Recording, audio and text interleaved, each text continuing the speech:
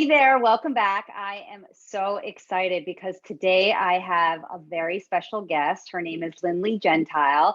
And I was really drawn to Lindley's work because, well, we share a common passion. We share a common passion for individuality and particularly women who feel like they've lost a sense of themselves. So they've lost touch with their individuality. Now, of course, I help women get back to themselves through their style, through their clothing and their self-expression. And Lindley has a very different approach. So that's why I was so excited to bring her here today, because I think you're really going to resonate with what she says. So Lindley, thank you so much for being here today.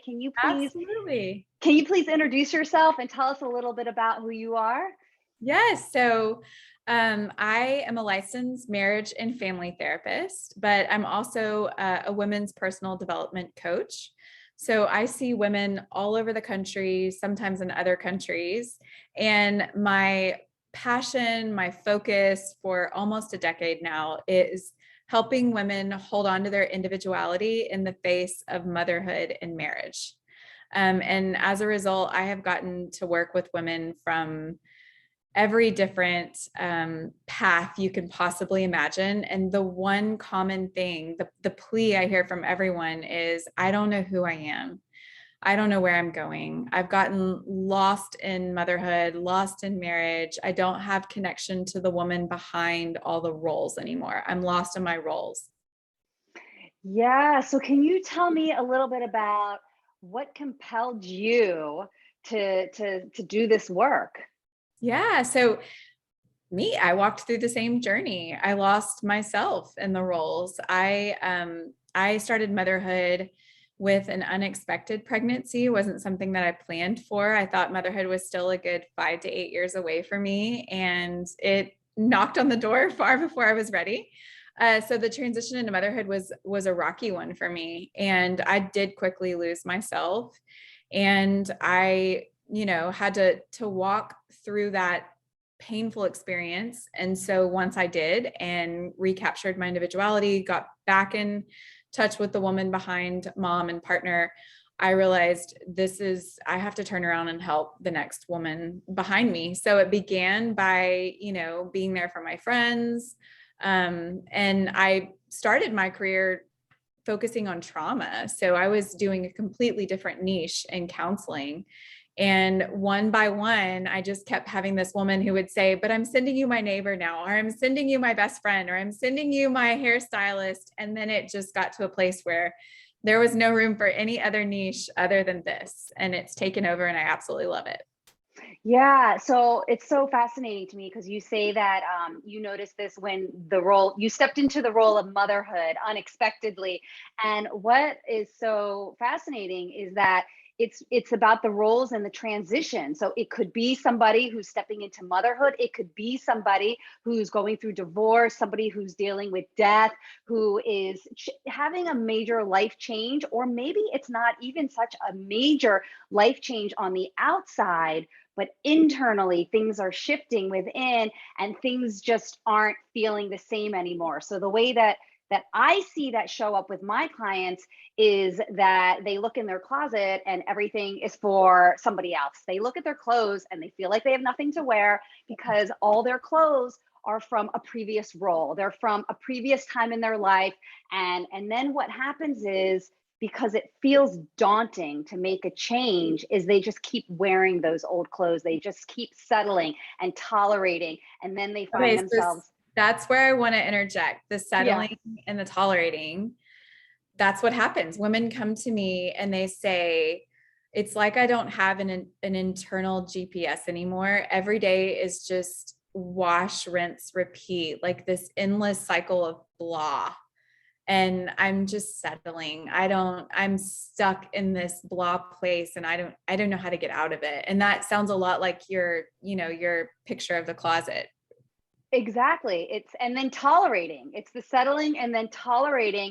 And I remember I've had clients who, they would say, one woman in particular, she'd say, she put on her outfit. She was a doctor. She had on her cardigan and her dress pants, and she'd see herself in the mirror and she'd be like, this is it. This is the best I can do. but the thought of making the change feels overwhelming and it feels daunting. And especially when you've lost a sense of yourself, you're not even sure what that change looks like. You're not even sure what you love, how you want to be. So I would love for you to talk a little bit about this when you've lost touch with yourself. What do you think is really going on here? What do you think they've really lost touch with? Well, I could take this answer in a couple of different directions. Let me take it in the way it typically presents in my office. How about that? And then this is a Yeah. bit edgy. Okay. But I noticed you asked me about a line on my website, and most women come to me and say, I have a sex drive problem. I don't want to have sex with my partner. I am just at this place where take it or leave it. If I never had sex again, I would be great. I think something's wrong with me. I think something's wrong with my hormones. I'm just so blah around sex. And they're like, but isn't this just the normal natural aging process, right? Like, I mean, sex was fun in your 20s and in your teens, but in your 30s, 40s, 50s, like it's just something on the chore list. And what I find is that when we lose connection with self, with the woman behind mom, wife, carpool driver, CEO, all the different things we may be responsible for, when we lose connection with that woman, the very first red flag that shows up, the first thing that we can see is that we lose connection with a desire for pleasure. So I tell most people, it's not that you have a sex drive problem, you have a desire problem. And that happens when we lose connection to self. If we don't have connection to self, how could we possibly crave pleasure? So one of the things we end up working on first is it tends to be around sex. That's a huge place it shows up. What are your thoughts when I say that? Because I know you said, oh, I found this line on your website. What do you mean? What's going on there? Yeah. So let me just say what the line on the website was, just to fill everybody in. So when I went to Lindley's website, which we're going to put the link down below, so you're going to be able to see it for yourself, but it says you don't have a sex drive problem, you have a desire problem. And this resonates with me so deeply. And this idea that we lose touch with our desire. Now, I love that you're bringing it to sex. And I see it in the way women, they lose touch with their desires in what they love, how they want to be, right? And this happens when we get lost behind the roles, as you say, because we get in such a state of monotony and we just start to go through the motions. And then this idea of pleasure or feeling good or loving something, loving how we look, like sensually with clothing or through sex, just becomes out of reach. It becomes out of touch. And I find it fascinating that women actually, who your clients or women you've spoken to, they say that it's just not part of what they need anymore, or there's something wrong with them, or something like that. Can you explain that a little bit to me? Did they think there's something wrong with them? They do. They always think it's a hormone problem. And I say, listen, if that makes it biological, it makes it medical, it makes it out of our hands, right? It is possible for you to take that back, for you to take control, because I find in 9 out of 10 women, it has nothing to do with their hormones, right? It's just that because they are not connected to self, because they don't have a desire for pleasure, sex has become a chore, right? Like they're just showing up to check off a to-do list to keep their partner happy or to keep their marriage stable. It's another task at the end of the day, right? And so teaching them that, hey, listen, the most erotic version of you can actually exist in your 30s, 40s, 50s, 60s, right? I even work with women in their 60s to become the most erotic and alive versions of themselves. But that is because we teach them how to build out their individuality. And once they do, we want to teach them that sex is not a chore. It's not a task. It is a playground that you go to healthily take pleasure for self. So it really all wraps into what you're saying, because you said, they have all these clothes where they showed up for other roles or other people. It's the same thing in their life. Is we tend to overfunction, right? We take care of everyone, we serve everyone, we're the one managing all the things, we're the CEO of our homes and our personal lives and our extended families, and we do so much. And it's teaching them to take a step back, to give a microphone to the woman behind all the roles and ask her what she wants, what she needs, to teach her to start healthily taking things for herself, to have that healthy sense of selfishness. Yeah, it's a bit of a reclaiming. It's a bit of reclaiming what was It is. once, what once was, who we once were. And I know that a lot of women feel that maybe they don't deserve that, or it's self-indulgent to think like that, because as women, as moms, we so often get into the habit. And it's not that we don't want to do it. We want to be of service to our family, to our husbands. But when we start thinking of our pleasures, desire, sex, and we start thinking of that as a chore, and then that is losing a huge part of who we were, because desire, passion, fire, that is all part of who we are. And that creates aliveness, right? And what woman doesn't want to feel alive? I love that you said the part about, no, I can't do that. That's self-indulgent, or I would feel guilty. That's not what a mom and wife is supposed to do. The first kickback I get from a lot of women is, no, no, no. For 18 years, I'm supposed to sacrifice and be worn out and miserable and not know who I am and serve everybody else. Like, I'm supposed to say no for 18 years. And the way I get around that is I say, listen, research has shown us that the number one way our children learn is not through what we say, it's through what we model. And I don't know about you. I have a daughter and a son. And the last thing I want to do is model to my daughter that she is supposed to be an overwhelmed, exhausted, no individuality, take nothing for self, no pleasure, just be purely in service of everyone else. I don't want to model that for my daughter. I want something different for her. That's not the future I want for her. And I don't want to model that for my son, right? I want to model to my son that, I can take space for my individuality and my husband can step in and do things in the home, right? I want that to be modeled for my son as well. So the wonderful way I get around that with women is, hey, listen, what do you want to model for your children, right?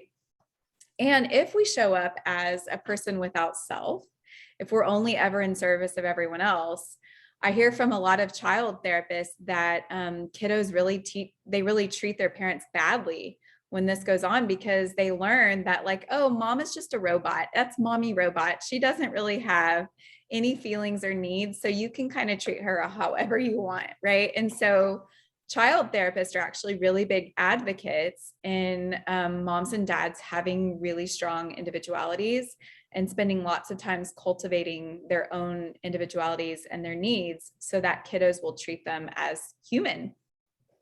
Yeah, it sort of goes to that whole saying of when you become a doormat. Not that it is that extreme, obviously. I'm not saying that, women are becoming doormats, but it is about showing a sense of self-respect, giving yourself that respect, because if you're not giving it to yourself, then who is going to give it to you?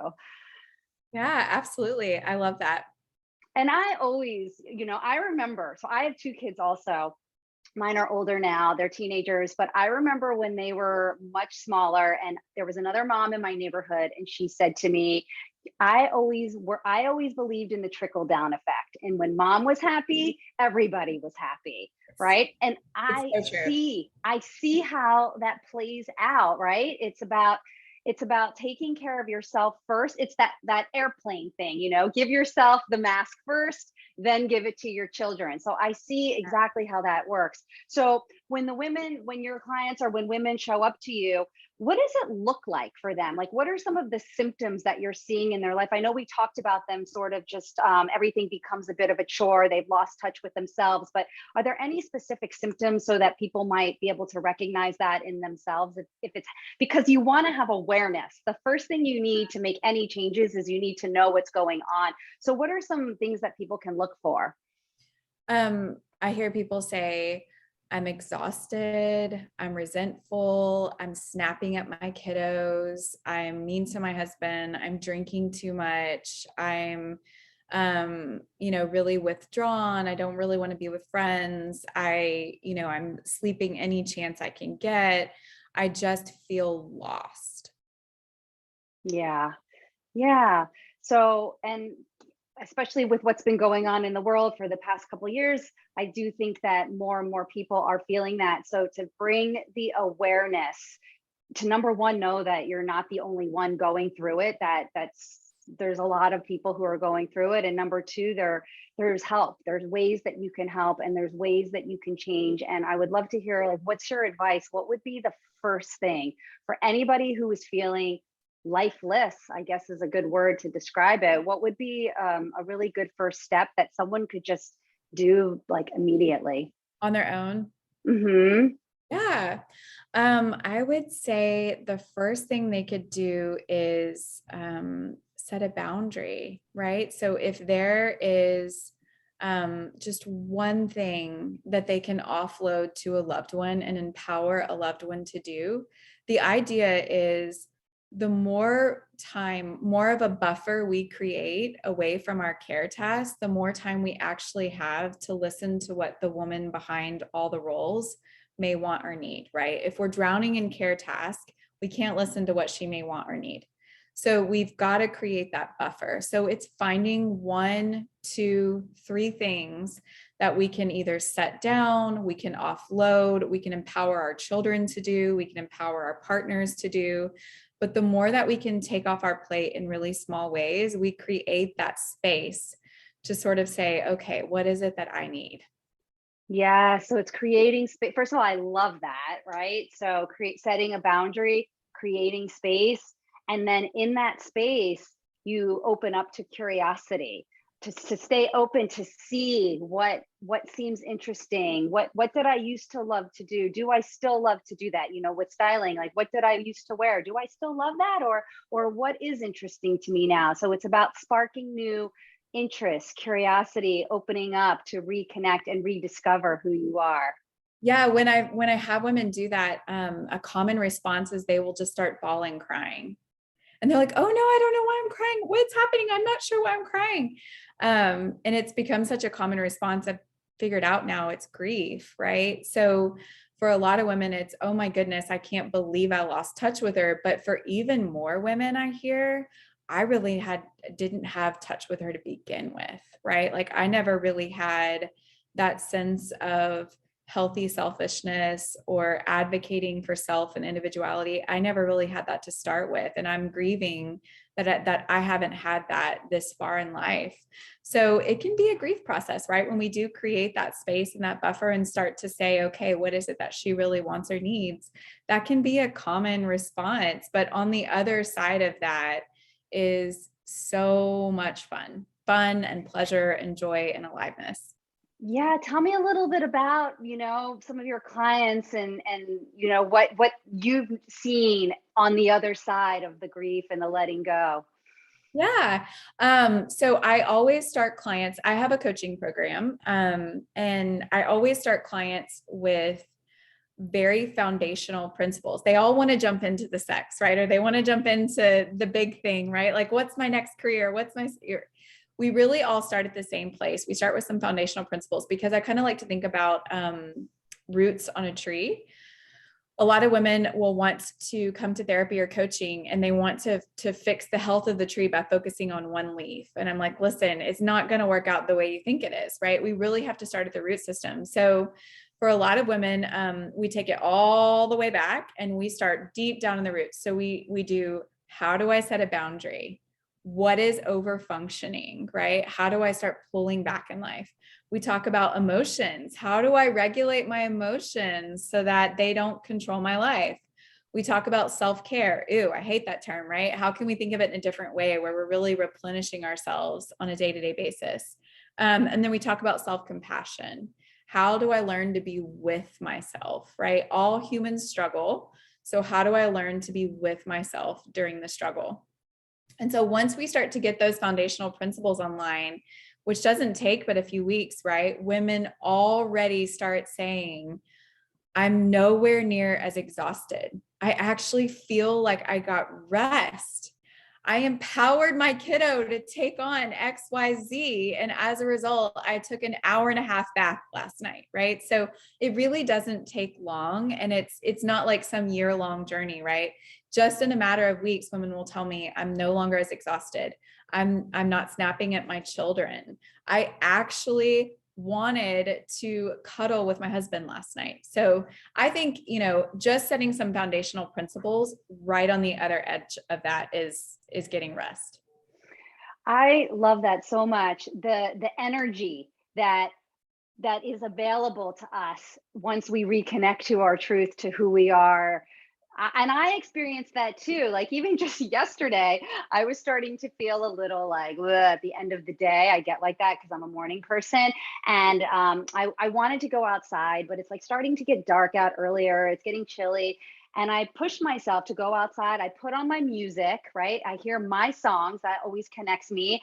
And it really did. It energized me. So this is just like a really quick example of how just reconnecting to something that you love can really lift you up. And to do a program or to work with someone like you, to really instill those principles into your life, to your behaviors. I can't imagine how the results that would be. So Lindley, I know people are going to want to know, like, what is the best way to find you? Where can we find you? Yeah, so I think probably my website is the easiest. It's themodernmommovement.com. And there's a link on there that you can fill out a coaching questionnaire to see if you may be a good fit, or to tell me a little bit about what's going on in your life. And then typically I just set up a free 15-minute call and we say like, hey, what's happening? What do I hear from women who've gone through this before? What's a great plan for you? And everything is designed to fit that person. And what I love most is this is not long-term therapy, right? People are not coming to me and being stuck in a year, 2 years of weekly therapy. We're talking a couple of months of really fast, hard-hitting coaching, and women are coming out on the other end feeling alive, erotic, rested again. I love it so much.